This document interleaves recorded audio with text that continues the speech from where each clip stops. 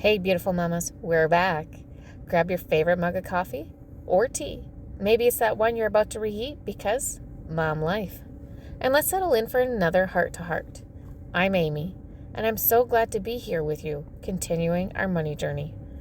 We started with budgeting to take control of our finances, then built emergency funds as a soft landing for life's little surprises. Today, we're tackling something many of us carry: debt. With grocery prices up and life's demands pulling us every which way, paying down debt can feel like climbing a mountain in flip-flops. But this isn't about stress. It's about taking small, loving steps to lighten that load and find freedom. So let's sip our drinks and dive in. You're already doing so much, and I'm here to cheer you on as always.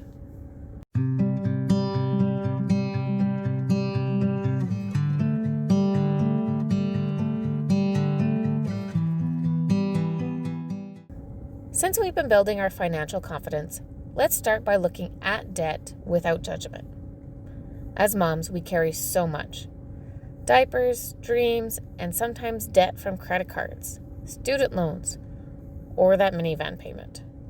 The first step is knowing what you owe.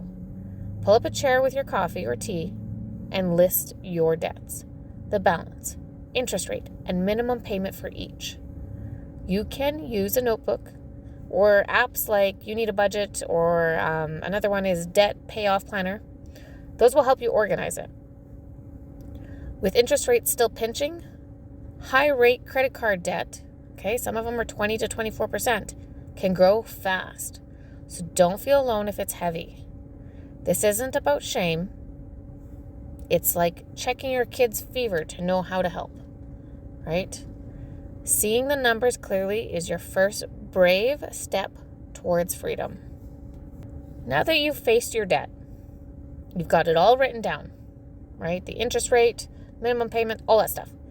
Let's choose a path to pay it down that feels right for you. There's more than one way to skin a cat, as an old boss used to say to me. And I'm about to introduce two very commonly known ways of tackling debt, and you pick the method that is appropriate for you. Okay? There are two popular strategies that work, like different parenting styles. Both get results. Both of them do, just in very different ways. So there's two different names for them, and you've probably heard them before. So the first one I'm going to say is the debt snowball. Focuses on paying off the smallest debt first for quick wins, right? This is one of Dave Ramsey's favorites, like cheering your kids' first steps. So it's one that I've used. I find seeing something completely paid off, even if it's just something small, makes me feel like I'm making progress. So I do like the debt snowball method personally. So the way you do it is you list your debts from smallest to largest, and then you pay minimums on all of them, right? But you throw extra cash at the smallest one until it's gone. Then you roll that payment into the next, hence the snowball aspect of it. Okay, then the second method is another commonly known one called the debt avalanche. And this one targets the highest interest rate first to save money long term, like planning for your kid's future. So in this case, you list debts by interest rate, highest to lowest, and focus extra payments there. So you focus your extra payments at the one with the highest interest rate. Pick what motivates you between those two methods, right? And what makes sense for your debt situation, whether it's the quick wins or the bigger savings on the interest, and stick with it. See it through. Kind of like choosing a stroller. Go with what moves you forward and what works for your situation. Since we're talking about extra payments, let's find that money, even when your budget feels stretched tight. Remember our budgeting episode 2 weeks ago? Those same tricks help here. Small changes add up. That's the key. Small changes add up. Try cutting one coffee run a week. $5 saved can go straight to debt. Check subscriptions. Oh, this is one that got me, and I'll tell you what, It's one that most people are guilty of, right? You have subscriptions that you're not even using. Canceling one, even if you are using it, or maybe there's one that you aren't using and you can just cancel it and it's no big deal, or there is one you are using, you can also cancel it and maybe just not use it for a little bit. And that could free up, like, say $10 a month, maybe $20 a month, depending on how big the subscription is, right? How expensive it is. Shop smarter with store brand groceries. I can't speak to down in the US, but I know in Canada we have like the PC brand and the no name brand for lower costs, but often very similar products. And personally, I prefer them to some of the name brands. And then, like getting secondhand clothes for your kids, all that fun stuff, right? Those savings can help you chip away at debt. So even if all you do is save $20 a month by making a few small changes, that $20 a month can go towards paying down debt. If you've got an emergency fund, like we talked about last time, even $500, you can redirect some of those savings to debt, knowing you're covered for the surprises. So what I mean by that is, if you have already built up a bit of an emergency fund, leave it there and stop contributing to it, but take what you would normally contribute to it and move it towards the debt. So you don't touch the emergency fund, but you take that payment that you were normally making to build it up and put it towards the debt. That way, if something happens, you still have that emergency fund to fall back on, right? It's like finding coins in the couch cushions. Every bit you redirect is a step toward lighter shoulders. With a plan to free up cash, let's make paying debt easier with automation. Because, mama, your brain's already full. Technology is your friend. We've talked about this before. Technology is your friend. Set up automatic payments for at least the minimums on all debts to avoid late fees. This is one of my favorite features, and I would imagine it's the same down in the States. I know in Canada, all of our debt usually has that option, and it's wonderful. Most banks or, certain apps, I think one of them would be Mint, let you do this online. The banks do it, the credit cards do it, even like your cell phone bill will let you do it, all that fun stuff.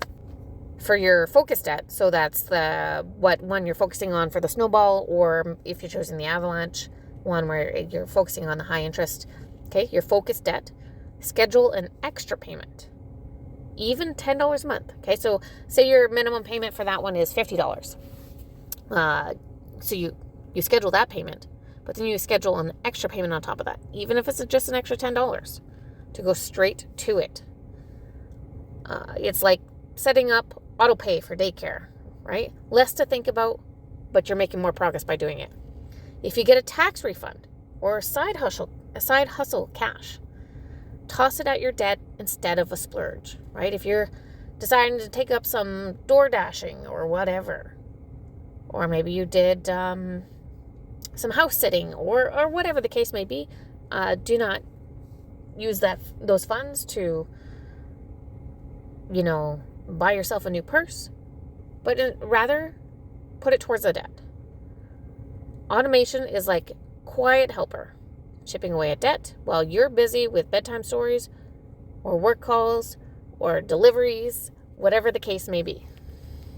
Since we're building momentum, let's talk about prioritizing high interest debt. Those rates, like 20 to 24% on credit cards, can eat up your budget fast. If you're using the avalanche method, you're already targeting these. But even with the snowball, consider high interest debts early. Look into balance transfer cards with 0% introductory rates. Obviously, check the terms carefully, because sometimes that only works for like a couple months and then they nail you with a higher interest rate, right? To pause the interest and pay the principal down faster. So that's one way to tackle that. Or you could call your creditor to go negotiate a lower rate. Many, not all, will work with you if you ask. Most people don't think to ask is the key. It's like soothing a fussy toddler. Calm persistence can work wonders. Knocking out high interest debt is like clearing a big hurdle, by the way, giving you more room for family needs and dreams. As you pay down debt, let's keep that progress safe. Just like we protected our emergency fund last episode, avoid new debt by sticking to cash or debit for daily expenses. Leave those credit cards for planned purchases only. Or, better yet, my personal favorite, cut them up. Just get rid of them altogether. If you're tempted by a deal online, pause and ask, is this worth slowing my debt payoff? Keep your emergency fund, even if it's just $500, intact to cover surprises. Do not touch it, so you don't have to rely on credit in the future. And check your credit score regularly. There's free apps out there. Some of the banks will do it, right? You can check it, and it's not a ding to your credit, but you can definitely see what's going on. You know, it's like locking the gate after bedtime. You're keeping things secure, which lets you rest easier. Since we've made budgeting and emergency funds a family affair, let's bring that to debt payoff too. Share your goal gently with your partner or kids. For little ones, say, we're saving extra so we can do fun things like go to the park. Let older kids contribute ideas, like packing lunches to save $10 a week. With your partner, steal a moment over coffee or tea to align on your debt plan. Maybe just 10 minutes after bedtime. Every little bit helps, right? With life's chaos, these talks are like that warm hug that I always talk about, keeping you a team. Involving your family makes debt payoff feel like a shared adventure and not this solo struggle. Before we wrap up, let's honor you, Mama. Paying down debt is hard work. I know, I've been there. And every payment is a victory, like surviving a toddler meltdown. When you pay off debt or hit a milestone, like $500 down, celebrate small. Maybe it's a quiet tea break or a family dance party. Those are my personal favorites. Joy doesn't have to cost much, and it's about recognizing your strength. Each payment is a step toward freedom, letting you focus on your kids' giggles instead of bills. You're not just crushing debt, you're building a lighter and brighter future. As we finish our tea or coffee, let me remind you, you don't need to clear your debt overnight. You're already carrying so much, and every small step, listing one debt, making one extra payment, is enough. Paying down debt is about creating space for your family's dreams. Start today, maybe with one debt listed or one app downloaded, and let it grow gently. You've got this, Mama, and I'm cheering you on with all my heart. Thanks for joining me again. If you've got debt payoff tips or want to share a virtual coffee, I'm here. See you next time, and let's keep lifting each other up.